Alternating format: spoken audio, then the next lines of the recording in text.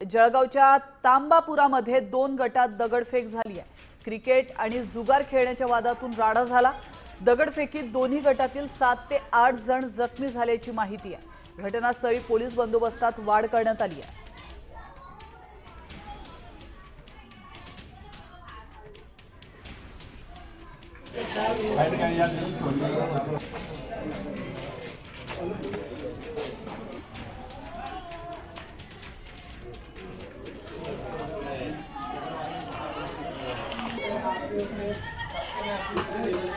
आपण पाहू शकतो जळगावमध्ये अजून एक मोठी घटना घडली आहे। एकीकडे आगीची घटना घडली आहे तर दुसरीकडे तांबापुरामध्ये 2 गटात दगडफेक झाली आहे। मोठा राडा झालाय।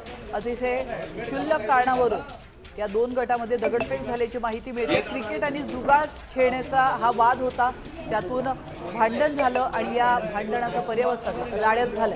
दगडफेकीमध्ये दोन्ही गटातील 7 ते 8 जण जखमी झालेत आणि घटनास्थळी पोलीस बंदोबस्त तैनात करण्यात आलेला आहे। आपण या दृश्यांमध्ये पाहू शकतो आणि पोलीस आता या घटनेचा तपास करतात।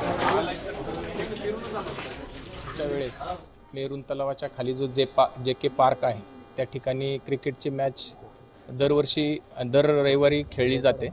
त्यामध्ये वाद होऊन त्या मॅच संपल्यानंतर ते मुलं घरी आल्यानंतर दगडफेक झालेली आहे। 2 गटात वाद झाला आहे। हो। आणि यामध्ये आतापर्यंत कोणी जखमी झालं किंवा काय? अजून कोणी जखमी झाल्याचं अजून काही तशी माहिती मिळालेली नाही।